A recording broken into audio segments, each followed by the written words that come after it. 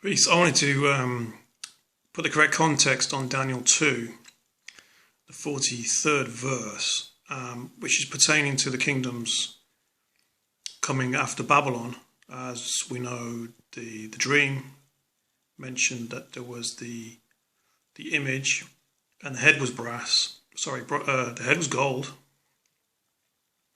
and then decreasing silver, and then brass and iron, and then clay. And then we have this verse in verse 43 where I've heard it before with people saying that this is to do with transhumanism, and people incorrectly state that that is referring to fallen angels. But if you think about the context, it was to do with kingdoms. And so if you consider this verse, which, if I read the verse, I use Bible Hub a lot because you get different translations to get the context, more clarity in the context. But it says, as you saw the iron mixed with clay, so peoples will mix with one another, but will not hold together any more than iron mixes with clay.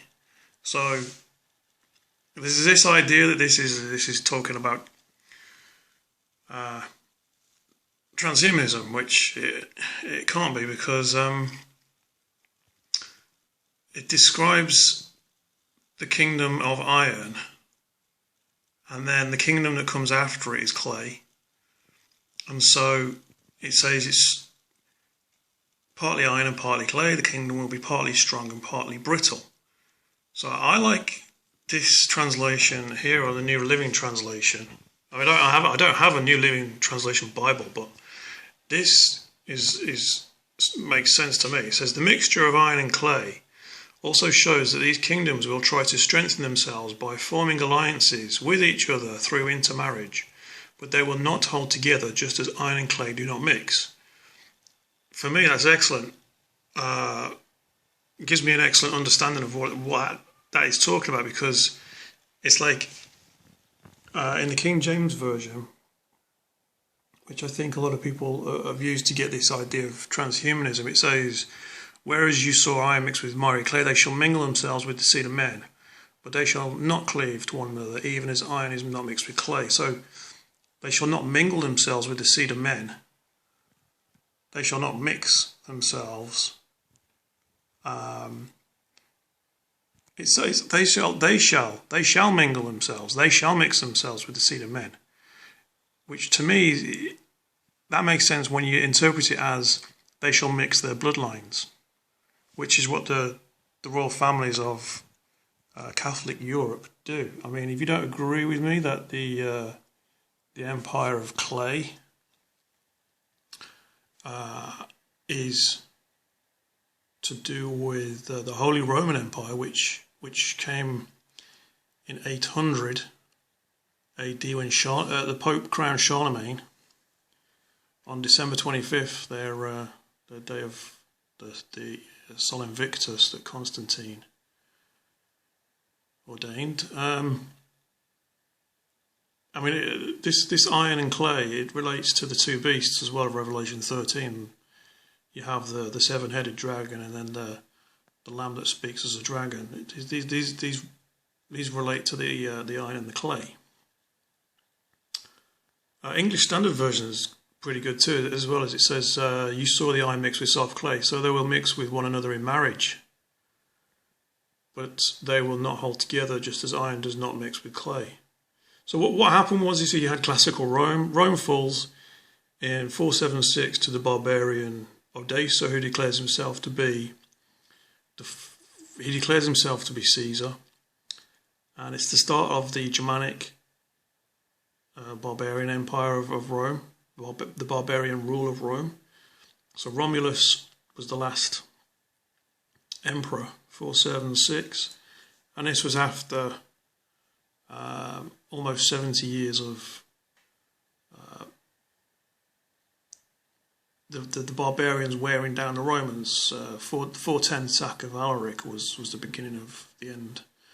So the Germans, the Germanic peoples conquer Rome. Rome collapses, but the church is the lamb that speaks as a dragon in Revelation 13, because what the clay does in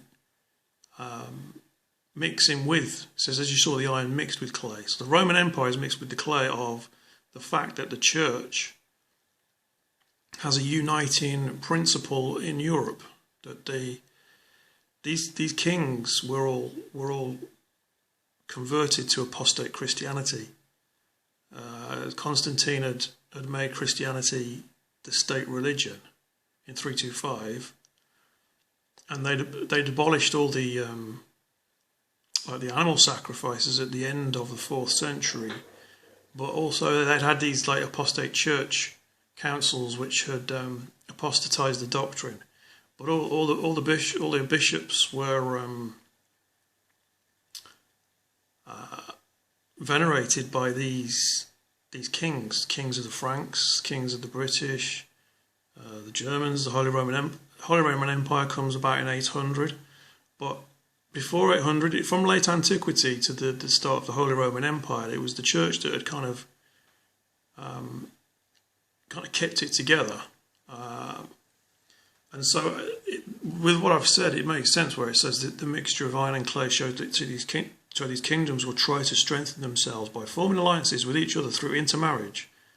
So I thought of one example immediately, which was Henry VIII, who marries his first wife, Catherine of Aragon. Now, if you don't know where Aragon is, it's a principality in the north of Spain. This is before Spain became...